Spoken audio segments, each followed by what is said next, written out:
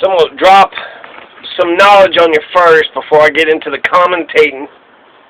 But South Dakota, we're going to go to Rapid City, South Dakota, and in August 2019, so they just made this decision. There's a first reading, a second reading, and then they vote on the thing, and usually it doesn't get introduced unless they show some support. Then they vote on the thing, and when they vote on it, if the majority, I believe it's city council, so mayor, and it should be unanimous, frankly. I mean, what, 5 people can't agree on it? But if a majority votes on this, they're going to get rid of the runoff election. So they've already had the first reading, it needs a second reading, then it needs a vote. And then it's going to get ratified into law. So Rapid City, listen up, you citizens, your politicians are fucking your democracy over. This is bad for democracy.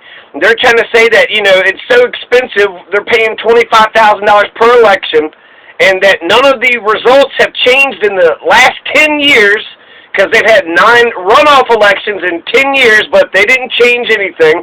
So what's the point? Why even have a runoff election? Well, there's plenty of reasons why to have a runoff elections. First, let's see, August 19th, the mayor gets paid $93,000 a year. Steve Linder has been the 5th. He won, so this is his 5th term. No, 5th year, in his 3rd term. They have 2-year terms in Rapid City, South Dakota. Hey, Rapid City, South Dakota, you want to fix some electoral politics? Why don't you fix that 2-year term thing? You know, most cities in America have 4-year terms. So, you know, that's plenty, that's better. Why don't you be normal? Well, I'm going to be mayor for 2 whole years. No, that's, you know, so anyways, that's one, you know, electoral change that would make Rapid City, South Dakota better and more progressive and more democratic and more actually listening to the people. So, Steve Linder is going to win. He's going to get $93,000 per year. So by the time he's done with his 21st term, he's going to have over $500,000 in his pocket. Okay, so I'm going to go through a little history, and then I'm going to tell you what I really think. Okay, Rapid City. So it's bullshit because the whole point of a runoff election is to solidify that majority victor, to have that person that beats 50%. So if there is no 50% plus 1 victor in the first election, they're not just going to go with plurality. If somebody wins 40% of the vote, well, that's not the majority of the people. So if somebody won 40% and then someone else won 30, 20, 10%, the 40% has the most votes. So you would think, oh, well, that person wins. Well, they don't have the majority of the people who had voted to back them. In order to win a mandate, a democratically legitimate mandate, first you need, you know, at least 50% plus 1 of the population to vote. You need the majority of the people. That's another problem that you're going to have in Rapid City, South Dakota. So Rapid City, South Dakota, 80% of them don't vote, so their democracy is already broken. The majority of the people in Rapid City said, fuck the elections, fuck the government, they're not going to participate. So there's another thing you can work on Rapid City. Your 2-year terms for mayors, ridiculous. Make it 4 years. And then having 80% of the people not voting, you need to increase your turnout rate so you actually have legitimate democracies. 50% didn't vote. That's not the majority of the people in Rapid City said, we don't want to participate in this democracy. The government doesn't do shit for us. We're not going to do nothing. So the reason for a single runoff election, so a runoff election is, right, you have one election, it's usually like June 7th and then June 27th. So in the beginning of June, you have the big election, you'll have 4 people jump in, and then after the 4 people jump in, you'll have, you know, 40, 30, 20, 10, let's just say. So the 40%, the 20, 30%, you take the top 2 victors, and then they run against each other. And then because there's only 2 candidates, the one that wins is going to have more than 50% support, so therefore they got a mandate of 50% of the people that voted, okay, which is still a very small amount of people, but at least out of the people that voted, you know, it wasn't just 40% of the people that voted supported him, but the majority of the people that voted supported the winner. That's why you want a runoff election. So these dirty, rotten piece of shit politicians are going to ruin the democracy in Rapid City if they take away your runoff election. You need your runoff election. It's institutionalized. It's been in there forever. And when it comes to democracy, You do things to increase voter turnout rate. You don't do things to decrease it. They're going backwards. They're going backwards.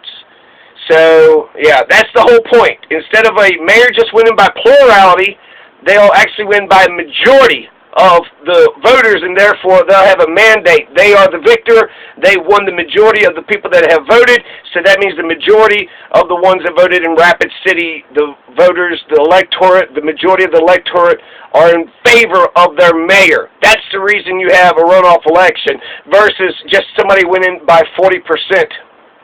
2007 race is going to be perfect for what I'm about to explain. Now, they're going to say that in the last 10 years, 9 runoff elections, but they never changed anything, which, that's pretty remarkable, but 2007 it changed. So, okay, 12 years ago it changed something. So, just because you have elections every 2 years, it feels like you're having elections all the goddamn time, right? As soon as you turn around, you got an election, right? Oh, it's Monday? Well, let's have an election. Tuesday, let's have another election. So, with the runoff voting, right, you're going to have the runoff voting, and if they're saying that doesn't change the election, therefore there's no reason for it, there's no point to it. No, it takes a 40. Okay, so let's go through some of the history, right? So I'm just going to talk about a lot of the different elections in general, and then I'm going to focus on 2007. So 2019, that's this year, you're going to have Steve Linder. Steve Linder, I think, was the former Rapid City police chief. He had won in 2015. So he won in 2015, won in 2017, and he just won in 2019. This is his third 2-year term, so this will be his 5th year total. Steve Linder, the former Rapid City police chief, he beat Natalie Stites Means, who was a Native American. He wound up getting 75% of the vote, so it was not even close in terms of politics. It was, a shellacking. So 6,237 to 2,114 votes. He got 75% of the vote, but the turnout rate, 19%. So 81% of Rapid City, South Dakota said, fuck your elections, mayors and politicians. We do not want to be part of this democracy. Meanwhile, we're going to, criticize Venezuela for not having a good democracy. 8,000 ballots were cast out of 44,000 registered voters. So that's okay. Wow. So 30,000 something voters of Rapid City just said, fuck, they're registered to vote. 30,000 are registered, they just didn't show up. And since Steve Linder won 50% plus one of the vote, I don't know if it was a runoff or not, but once, because he's got the majority, so whether he was in the runoff or not, he got the majority, so he's the mayor. So I'm not sure about the runoff election of 2019. Now, let's skip 2007, because I'm going to end it off with that. 2009 was a quiet campaign. You had a guy, Alan Hanks. Alan Hanks had beat Bonnie Redden. 5,400 votes were voted, and it was 71% to 29%. So that's another shellacking. That's about the same kind of shellacking as Steve Linder beating Natalie Stites Main. So it's almost the same campaign, right?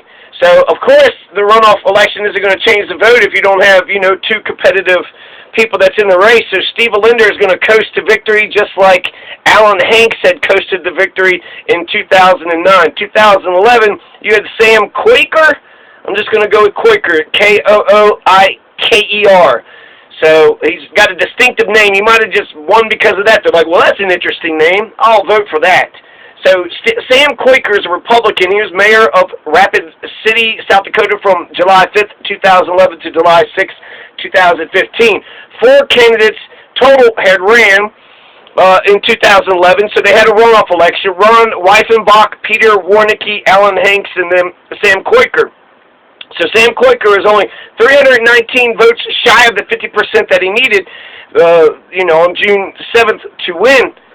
And then Quaker won 48% to Alan Hanks, 37% to Weefs, 13% to Weifenbach, to Warnicki's 2%. So this is a good example, okay, of what I'm talking about. Now you're going to have the 2011 runoff, and, okay, so what I'm talking about here is you have Quaker. Quaker won 48%. Now the argument that they're using is saying, well, he already won the first election. It's not a majority, it's 48%. But they're saying, well, he beat everybody else, therefore he gets to be the mayor no matter what. I don't think they understand that what the point of the runoff election is. The point is to make sure Quaker has 50% of the support, plus one, the majority of the electorate. That's the whole point of a runoff.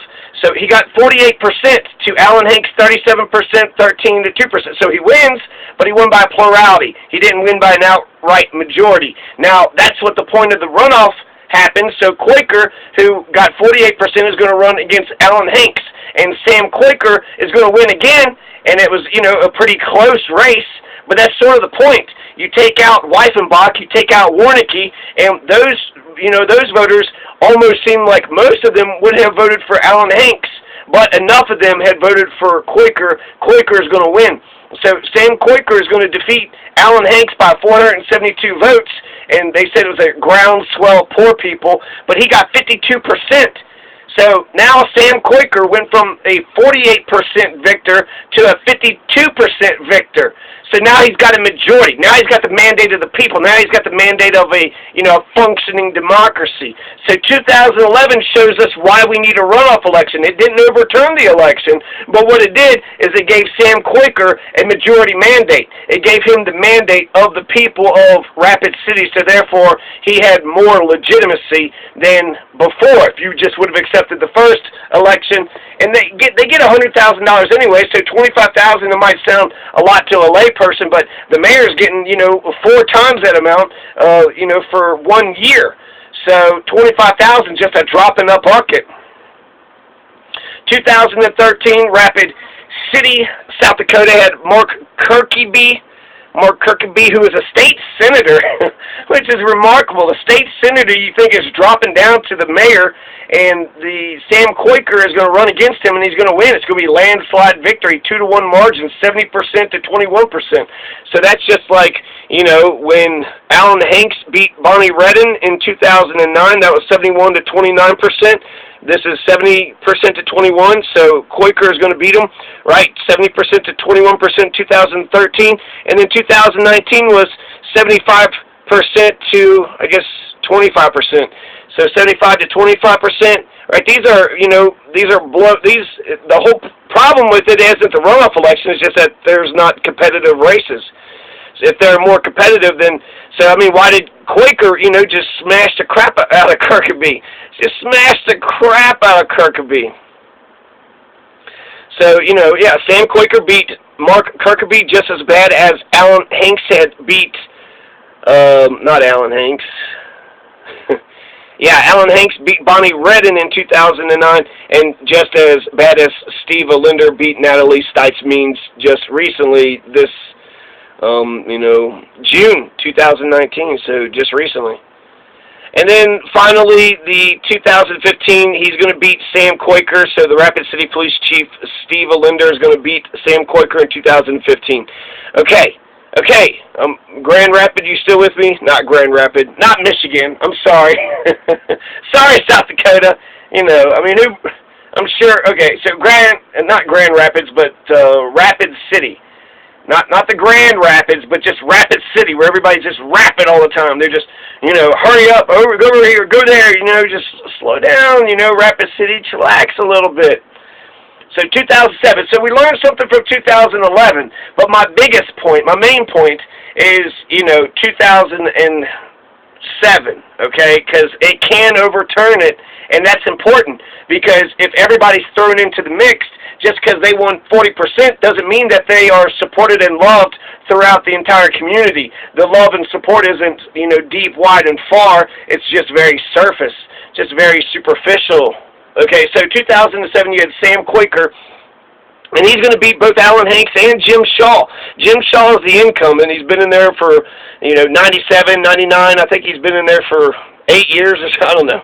But Quaker is first, okay? So we got the first election, then the runoff election. June 6, 2007, Sam Quaker is in first place with 33%. He got 3,864 votes, and then Alan Hanks got 3,352 votes, 29%, and then Jim Shaw got 2,317 votes, more than, 20%. So Quaker, 33%, right? Sam Quaker won, and then Alan Hanks, he got 29%, so therefore he lost, right? Isn't that how typical elections are? But Sam Quaker got 33%. He got 33%. 33% isn't even close to being the majority. So because essentially Jim Shaw was in the election, if you just, kicked everybody from Jim Shaw on down, because I think there are some other candidates, and just left Alan Hanks and Sam Quaker in, how would that turn out? I mean, he got 29% with, Jim Shaw and all the other candidates, but that's between the two of them, between Hanks and Quaker, well, that's only 60% of the vote. There's still 40% of the electorate. If you're just to, throw all their votes away and tell them to just vote for Alan Hanks and Sam Quaker, who would they have voted for? Well, guess what? The runoff is going to overturn this election because Alan Hanks is going to beat Sam Quaker on June 27, 2007. Sam Quaker beat Alan Hanks beat Sam Quaker by 685 votes, 5,921 to 5,158, 53% to 47%. That's, that's pretty squeaky, by the hair of their chinny chin chin, very close election. So you had 800 vote difference.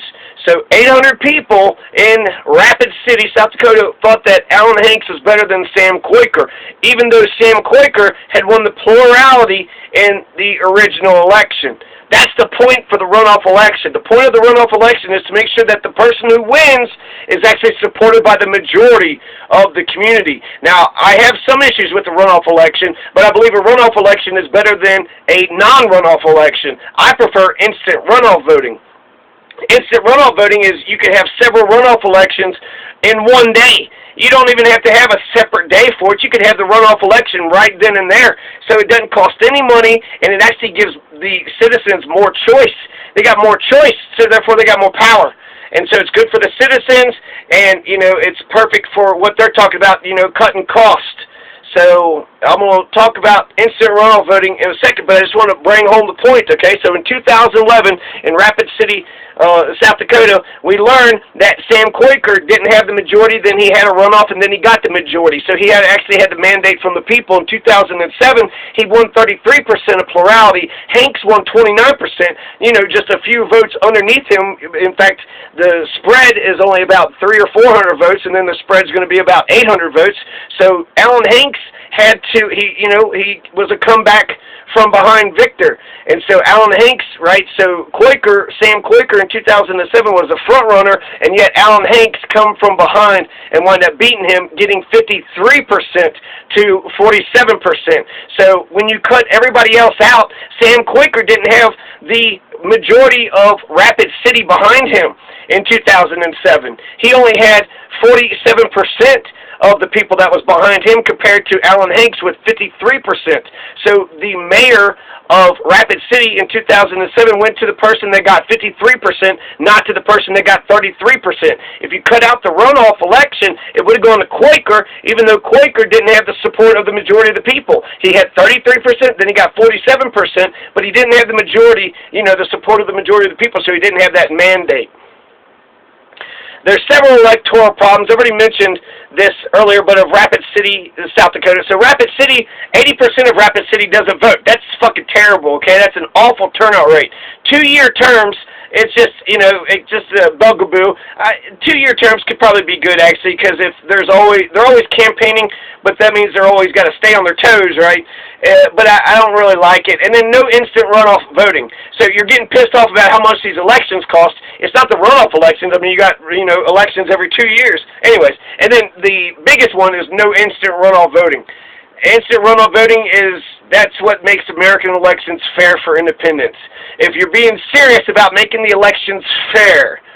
But Democrats and Republicans, they like to cheat, so they'll be against instant runoff voting, but it's a great idea. It's fair. It's a good democracy. It encourages more people. It encourages civil discussion. Instant runoff voting is the gold standard when it comes to presidential winner-take-all elections. So we don't have parliamentary-style party elections where you have party lists, and we don't do that type of shit. We have a winner-take-all. So if you're the number one, if your city supports you, and it supports you more, more of your city, 50%, the majority of your city supports you over everybody else, then you should be the leader, right? You got the majority of, that means nobody else is, more popular than you. So, several electoral problems of Rapid City, South Dakota. Bad turnout rate, 2-year terms, no instant runoff voting. 2-year terms, I just think it's ridiculous.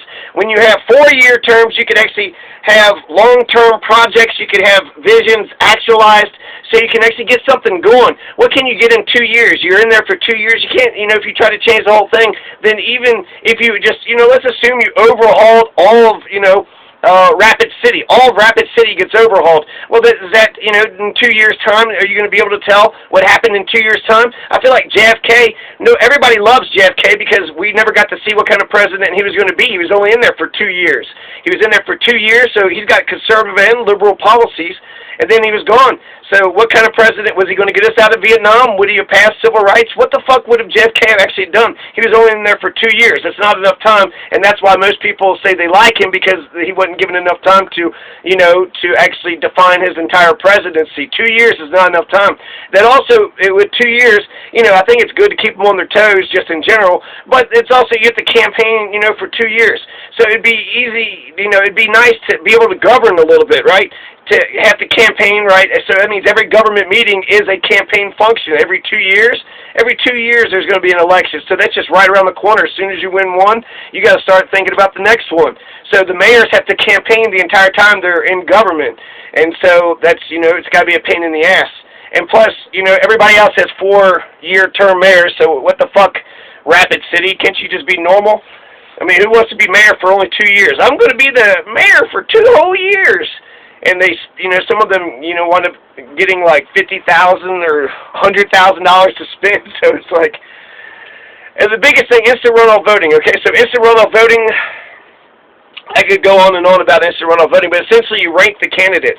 So if you go back to the 2007 election, what would have happened is you had, at least these 3 candidates, Jim Shaw, Alan Hanks, and Sam Quaker. You would have took those 3 candidates and then ranked them 1, 2, and 3.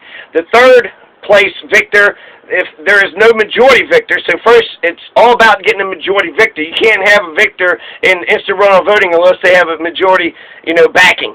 So if they don't have 50% plus 1, then there's no victor. Then you go to the runoff election. So the exact same thing is going to happen in 2007. Except for the instant runoff voting, instead of cutting everybody out, they just cut the last place loser out. So that's the only difference. But if we're just to assume that those 3 candidates were the only 3 candidates, so you got Sam Quaker, Alan Hanks, and Jim Shaw, and let's just say Alan Hanks number 1, Sam Quaker number 2, Jim Shaw number 3, and since Alan Hanks didn't win, well, okay, I'm making it more complicated than what it actually is. So the point being, after the first election, we find out that there's nobody that actually had a majority victor, so now we have to have a runoff election, just like in 2007. So the second runoff election is triggered, but instead of cutting everybody down and just leaving the 2 top, what instant runoff voting does is it cuts the bottom out. And then it just refactors with the bottom cut out. So I think there was 5 candidates in here, so the last place loser would have been cut out. In my example, Jim Shaw would have been cut out because he was last place, and then his votes would have been redistributed to their number 2 votes. So everybody that said Jim Shaw was number 1, well, after the instant runoff voting, they're number 2 votes. So it's just a runoff, it's just a fancy-ass algorithm, so you can have like a survivor kind of runoff election. One person gets voted off the island after every runoff election until eventually there's only one victor. And that one victor has the majority support of all the people. Why this sense of election, why this election system is so great? This election system is incredible because by having, it gets rid of the spoiler effect. Instead of just saying, oh, you're going to vote for Jill Stein, you damn moron, they're never going to win. They don't have a chance to win. Well, you don't really understand, what the hell's going on if you're just saying that type of shit. But the spoiler effect, if you're being serious about having a fair election, and if you say the independents don't have a chance, you're not bothered that the independents don't have a chance. In America, don't everybody have a chance, and everybody have, anybody can be president, unless you're the Green Party or Libertarian, then you can't be president? That's ridiculous. So, it eliminates the spoiler effect, so it actually makes it fair for independents, It's cost-effective. It costs less. It's many runoff elections in one day, so you don't have to have a whole other election another day. You can have your 2 or 3 runoff elections just right there in one day. It makes elections more fun, makes them more interesting. The citizens can rank their candidates, so it increases citizen power. So even if the people of, let's say, Shaw didn't vote for you number 1, well, the other 2 candidates, Quaker and the Alan Hanks, is going to have to win over Shaw's supporters. So Shaw doesn't win, so now you're going to have, his votes are going to be redistributed. So if somebody tells you they're voting for Jim Shaw, instead of just, picking your horse and being shitty to everybody, which is kind of the trope in, presidential winner-take-all politics, instead of just, picking your horse and saying, well, Hanks is better, you stupid Jim Shaw voters, instead you have to say, well, I see why you like Jim Shaw, but if, maybe you should think about your number 2 vote being my guy. So it creates a civil discourse. Instead of just picking your horse and shitting on everybody else, the candidates pick them, 1, 2, 3, 4, and they get to rank them. And that's just so much better. That's so much more powerful. It increases citizen power. It makes elections more fun. It makes the conversation into a civil discourse. And, like I said, instead of just picking number 1 horse and shitting on the rest, voters are encouraged to rank their candidates, so major candidates will want to win the voters of the minor candidates over. Therefore, they got to respect the other candidates. It guarantees a majority elected victor, and the runoff does too, but the instant runoff voting is better that the majority victor is a majority that's far, deep, and wide. So it's not just one runoff election. It might take 3 or 4 or 5 runoff elections. And so that means the person that instant runoff voting that comes out the victor of instant runoff system and the algorithm, they're going to be more loved, more beloved, more supported by the general public, the general Rapid City of South Dakota, the electorate. They'll be more supported, as far, wide, and deep. So they might not have been the number 1 vote, number 2, number 3, but overall, more people put that person up, higher on their rankings than they did everybody else. So, Rapid City, South Dakota, get yourself some goddamn instant runoff voting. That if I had one wish for Rapid City, you're trying, get rid of the runoff voting. It is a little bit more expensive, but I think it's bad for democracy. You're going backwards. If you want to save some money and go forward and go, fast forward to where Maine is, then, get rid of the runoff voting and get yourself some instant runoff voting. You get yourself some instant runoff voting, then you'll have fair election, better discourses, better conversation, and it'll encourage the turnout rate because the citizens will have more power and more say-so. So they'll have, get yourself some instant runoff voting. I got a couple ideas about how to get more people to turn out to vote. 80% of Rapid City doesn't vote. You can pass a law making it mandatory. Just get your fucking ass out there to go vote. Make it a law for about 10 years and fine everybody $1,000 who doesn't vote. That's Australia. Australia does that, and they got a turnout of 90%. Colorado's got one of the best turnout rates, and they get a turnout rate of about 75%. So Australia, by making voting mandatory, if you don't vote, then they were going to fine you $1,000. You're in a democracy, so you better fucking participate, right? So, that might be a little bit controversial. I think a lottery winner, you can make one citizen who votes into a lottery winner. They win $10,000. I bet you that would increase the turnout rate. And just in general, getting better candidates, more participation, more candidates, more folks involved in government. You need more regular working class candidates. You need more regular folks getting into office. So I think more regular working class candidates would increase turnout rate too. And those are, whatever but if I'm being deathly serious, instant runoff voting would be my number 1 thing that I would want that for Rapid City to do. And then I got 2 other things that I think it would really benefit Rapid City too. You could get ballot initiatives. You could put more ballot initiatives on the ballot. So by having decisions, by asking questions to the people, the questions that are controversial, and either you don't know how to lead on the thing, or it's just, the city council is split on it, give it to the people. Give it to the people to decide, and that'll encourage people to come out because they're not just voting for the candidates, now they're voting for issues. And so that gives them even more power. So add more ballot initiatives to your ballots, Rapid City, add instant runoff voting, and finally, but not least, but get some written ballots. This works so fucking well in Colorado, it's not even funny. So by having written ballots, you know, they have the runoff elections, you know, within the same month, right? So June 7th, then June 27th. So it's a pretty quick turnaround. So that maybe, oh no, you know, so the bad thing about going to vote and then going to the machine to vote is you only got that moment to go in there. And I don't know if you're allowed to bring, you know, brochure and information. I think you should be allowed to bring information in there with you. But you have to do all the studying and you know, essentially